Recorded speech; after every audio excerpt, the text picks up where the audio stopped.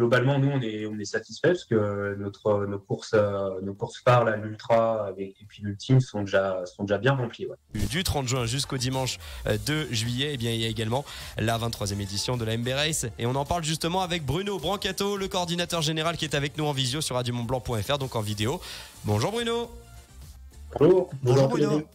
On parle donc bien de cette nouvelle édition de cette MB Race, considérée comme l'une des courses VTT les plus dures du monde du fait du nombre de dénivelés. 11 000 de dénivelés pour la MB Ultime et des centaines de participants, des centaines de kilomètres à parcourir. La billetterie est déjà ouverte depuis début décembre, je crois.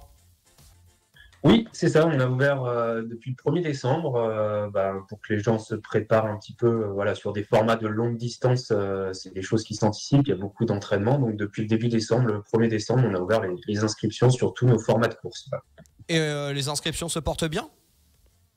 Oui, on va dire qu'on est sur la même tendance que l'année dernière. On n'a pas forcément d'augmentation, mais voilà, c'est un petit peu le constat qu'on fait chez d'autres collègues organisateurs. Les gens prennent un petit peu plus le temps voilà, de s'inscrire, on va dire, sur plus tard.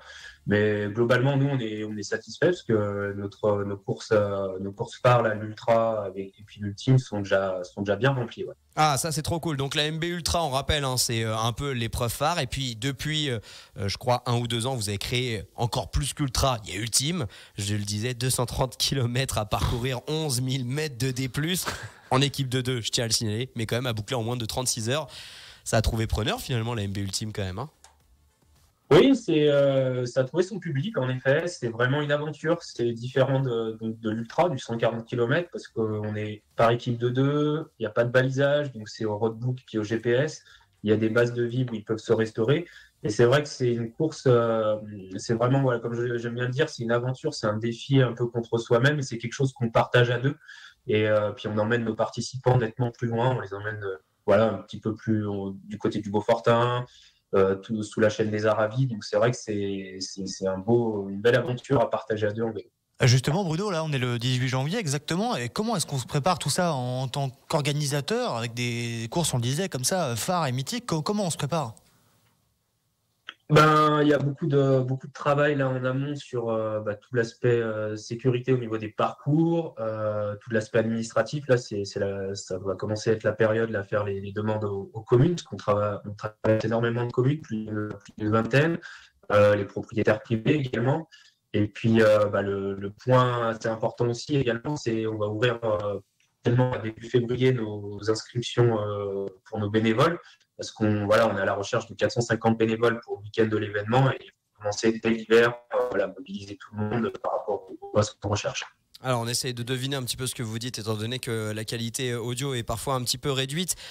Bruno, on peut aborder ensemble aussi les nouveautés de cette édition. Chaque fois, on rappelle, Radio Mont-Blanc est partenaire historique, mais chaque fois vous réinventez, en tout cas vous essayez un peu de parfaire l'offre de la MB Race pour que l'expérience soit totale.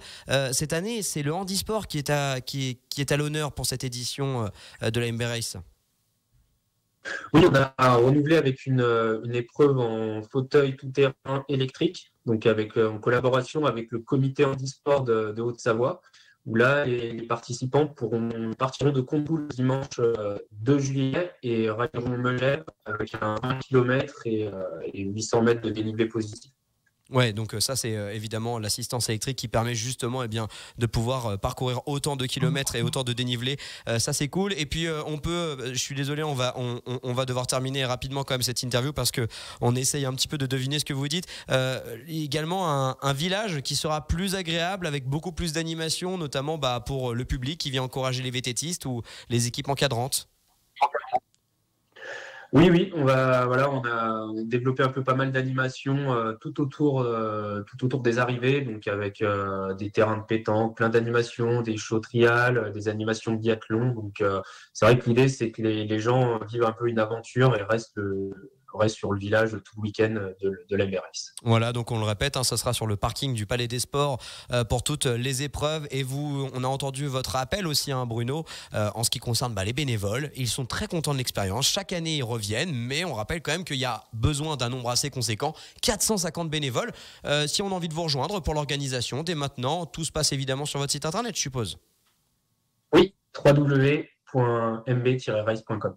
Voilà, comme pour les inscriptions, donc eh bien sur les différentes épreuves. Et on rappelle, il n'y en a pas que pour les acharnés, il y en a aussi pour le VTT électrique, etc., etc.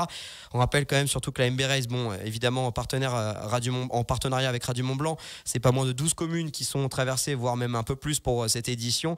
Et c'est surtout des panoramas, mais de dingue. Regardez juste la vidéo de présentation de la MB Race ou les résumés, ça donne toujours des frissons. Si on aime le VTT, si on aime faire du vélo en pleine nature, mais... Puis en plus, il n'y a plus qu'à espérer que comme les dernières, on ait de bonnes conditions. Oui, il n'y a pas de raison, ouais, on espère. Et puis, on est très content de vous avoir à nos côtés là, pour la 14e édition. Merci beaucoup Bruno Brancato, coordinateur général de la MB Race. On vous souhaite bien une bonne organisation. Là, on est à 6 mois, mais on se doute que ça va s'intensifier en termes de rythme de travail. Portez-vous bien et à très bientôt Bruno. À bientôt. Merci, au revoir. À la prochaine.